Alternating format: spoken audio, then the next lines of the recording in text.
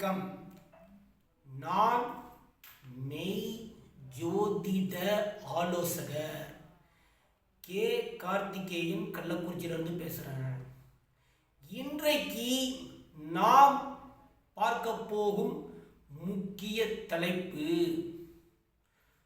மனிதனின் உடலமைப்பு எப்படி இயங்குகிறது. இது மருத்துவத்தை பற்றிய ஒரு முக்கியமான குறிப்பு. இதை கவனிக்கணும் எல்லாருமே.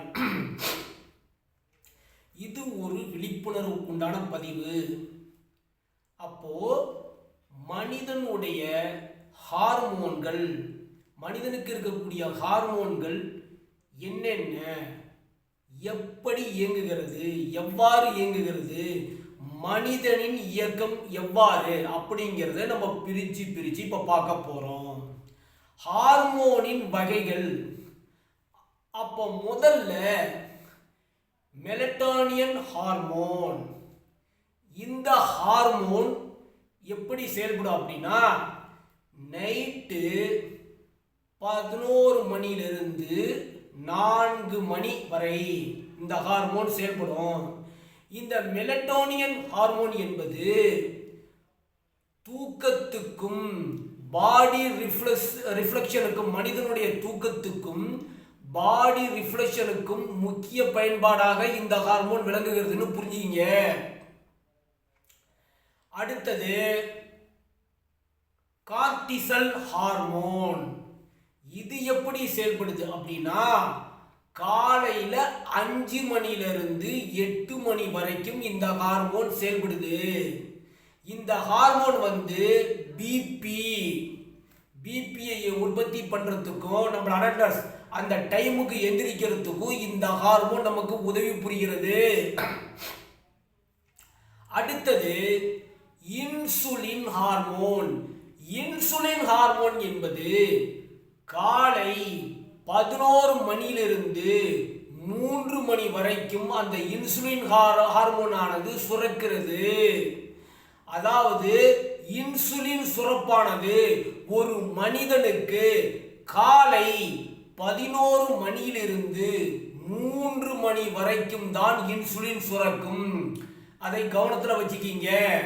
அப்புறம்லாம் அந்த இன்சுலின் சுரப்பு அது சுரக்காது. இந்த டைம்ல வீரியமா இருக்கு இந்த இன்சுலின் சுரப்பு. இந்த சமயத்துல சாப்பாடு அதிகம் எடுத்தாலும் ஜீரணமாகிவிடும். அடுத்தது அலர்ட்னஸ் ஹார்மோன். அதாவது அலர்ட்னஸ் ஹார்மோன் என்ன பண்ணும்னா, அந்த ஹார்மோன் எப்ப வேலை செய்யும்னா, காலையில 10 மணியிலிருந்து மதியம் 2 மணி வரைக்கும் இந்த ஹார்மோன் வேலை செய்யும். அதாவது இந்த ஹார்மோனோட வேலை, ஒரு மனிதனோட அந்த ஹார்மோனோட வேலை என்ன, ஃபோக்கஸ் பண்றதுக்கும், ஒரு வேலையை கரெக்டா செய்து முடிக்கிறதுக்கும், சரியாக செய்து முடிக்கிறதுக்கும் இந்த ஹார்மோன் பயன்படும். அடுத்தது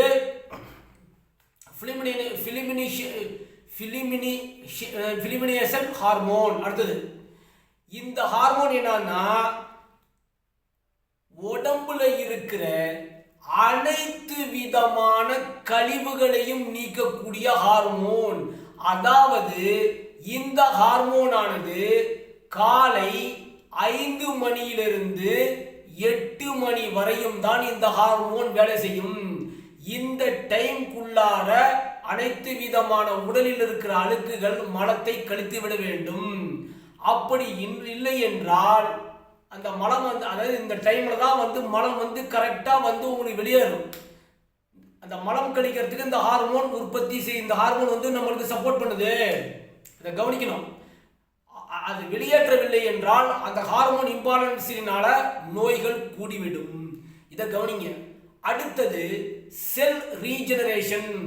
அதாவது செல்களின் உற்பத்தி. அதாவது நம்ம செல்கள் டேமேஜ் நிறைய இருந்தாலும் அந்த செல்களை, உடம்பில் உள்ள அனைத்து விதமான செல்களை உற்பத்தி செய்வதற்கு எப்ப தெரியுமா, ரிப்பேர் செய்வதற்கு ராத்திரி 11 மணியிலிருந்து 4 மணி வரையும். கவனிக்கணும். 11 மணியிலிருந்து 4 மணி வரையும் வேலை செய்யும். அதாவது இங்க வேலை செய்யறப்ப என்னன்னா, செல் இருக்கக்கூடாது. செல்லு பார்க்கக்கூடாது, லேப்டாப் நோண்டக்கூடாது, இந்த டைம்ல படுத்துக்கிட்டே செல்ல பார்க்கக்கூடாது, லைட் ஆஃப் பண்ண வேண்டும். வெளிச்சத்தில் இந்த செல் ஜெனரேஷன் ஹார்மோன்ஸ் வேலை செய்வதில்லை. இது வேலை செய்யாது. அதாவது இப்போ நீங்க படுக்க போகும்போது லைட் ஆஃப் பண்ணிட்டு படுக்கிறீங்க, ஆனால் செல்லை பார்க்காம படுக்கிறீங்களா? டிவி பார்க்காம படுக்கிறீங்களா? லேப்டாப் பார்க்காம படுக்கிறீங்களா? கிடையவே கிடையாது.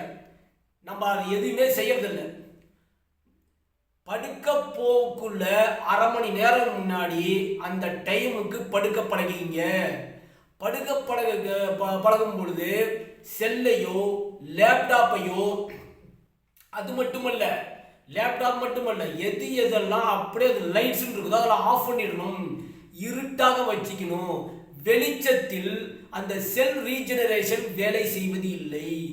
இருட்டில் தான் அந்த எந்தெந்த மனித உடம்புல எந்தெந்த செல் டேமேஜா இருக்கிறதோ அந்த டேமேஜை சரி செய்யும் நேரமே ராத்திரி 11 to 4. அது மட்டுமல்ல, இன்னும் என்ன பிரச்சனை அப்படின்னா ஸ்லீப் சைக்கிள் அப்படின்னு ஒன்று இருக்கு. அந்த டைமுக்கு நம்ம யாருமே இன்றைய கால மனிதர்கள் தூங்குவதில்லை. அதாவது படுத்த உடனே தூங்கிடணும், குழந்தை தூக்கம் என்று சொல்வார்களே தெரியுமா? அதே மாதிரி படுத்த உடனே தூங்கிடணும். அதுக்கு பேர் தான் தூக்கம். குறைந்தது 7 மணி நேரமாவது தூங்க வேண்டும். அப்படி தூங்கினாதான் சுரப்பிகள் சரியாக வேலை செய்யும். அனைத்து விதமான சுரப்பிகளும் சரியாக வேலை செய்யும். நீங்கள் ராத்திரி 7 மணி நேரமோ தூக்கம் சரியாக வரவில்லையோ, இல்லை 7 மணி நேரத்தில் மேல் நீங்கள் தூங்குகிறீர்களோ வேலை செய்யாது. அது மட்டுமல்ல, ஒவ்வொரு மனிதனும் காலை 6 மணிக்கு எழுந்த உடனே சூரிய ஒளி பட வேண்டும். நம்ம என்ன பண்றோம்னா 7 மணிக்கு எழுந்திருக்கிறோம், 8 மணிக்கு எழுந்திருக்கிறோம், சில நேரம் 10 மணிக்கு எழுந்திருக்கிறோம். சூரிய ஒளி என்பது அனைத்து அதாவது உலகத்தில் உள்ள எல்லா உயிர்களுக்கும் முக்கியமே சூரிய ஒளி. அந்த சூரிய ஒளி தான் நிறைய ஆற்றலை தருகிறது, விட்டமின் டி தருகிறது. இதையும் நம்ம கவனிக்கணும். இதை யாரும் நம்ம சரியாக கவனிக்கிறது இல்லை. காலையில சன்பாத் எடுக்க வேண்டியது கண்டிப்பாக அவசியம். சன்பாத்துங்கிறது ஒண்ணுமில்லை. காலையில 6 மணி எந்திரிச்சோடனே ஆண்கள் இருந்தனா ஒரு சாக்ஸ் மட்டும் போட்டுட்டு வெயில்ல ஒரு இளவெயில நிக்கணும், சாயந்தாரம் இளவெளியில் நிக்கணும். அப்ப உடம்பில் இருக்கக்கூடிய அத்தனை விதமான நோய் எதிர்ப்பு சக்திகளையும் இந்த சூரியன், அது எந்த விதமான பிரச்சனையாக இருக்கட்டும், சூரிய ஒளி அதிகம் படப்பட, நல்லா கவனிங்க, சூரிய ஒளி நம்ம உடம்புல அதிகம் படப்பட உடம்பில் இருக்க ஹீட் உள்ள போக ரத்த ஓட்டங்கள் அதிகரிக்கும்னு எப்பயுமே புரிஞ்சுங்க. ரத்த ஓட்டங்கள் அதிகரிக்க அப்ப மனிதனுக்கு அனைத்து விதமான செல்களும் வேலை செய்ய தொடங்கும் என்பது உண்மை. இத முதல்ல புரிஞ்சுங்க. நம்ம மனிதன் யாருமே இதை தெரியாமல் ஆஸ்பத்திரி ஒரு நோய் வந்தா ஊசி போட போறான், அதை போட போறான், இதை போட போறான்னு போய் அடுத்தது எதை செய்யக்கூடாதோ அனைத்தும் அதை செஞ்சுக்கிட்டு நோய் வந்துருச்சு மனிதன் போராடுகிறான், தள்ளாடுகிறான். இங்க பிரச்சனையா இருக்குது. கவனிங்க. இப்ப இதுதான் இன்னைக்கு என்ன சொல்லியிருக்கேன், ஹார்மோன்ஸ். உடம்புல ஹார்மோன்ஸ் என்ன மாதிரி வேலைகள் செய்கிறது, எந்த டைமுக்கு வேலை செய்கிறது, இந்த சிஸ்டமேட்டிக் தான் மனிதன் பயன்படுத்துவானே ஆனால் அவன் உடம்பு ஆரோக்கியமாக இருக்கிறது என்று அர்த்தம். இந்த ஹார்மோன்ஸ் படி சிஸ்டமேட்டிக்கா அவன் பயன்படுத்தவில்லை என்றால் இந்த ஹார்மோன்ஸ் அனைத்தும் இம்பேலன்ஸ் ஆகி அனைத்து விதமான நோய்களும் வருகிறது என்பது தான் உண்மை. கவனிங்க. அடுத்த வீடியோவில் இன்னும் கொஞ்சம் நம்ம பேசுறேன். சப்ஸ்கிரைப் பண்ணுங்க, ஷேர் பண்ணுங்க, பெல் ஐகானை கிளிக் பண்ணுங்க. இந்த வீடியோ அனைவருக்கும் சென்று சேருங்க. நன்றி, வணக்கம். வாழ்க வளர்க. அனைவரது வாழ்வும் சிறக்கட்டும். அனைவரும் மகிழ்ச்சியா இருக்கட்டும். நன்றி, வணக்கம்.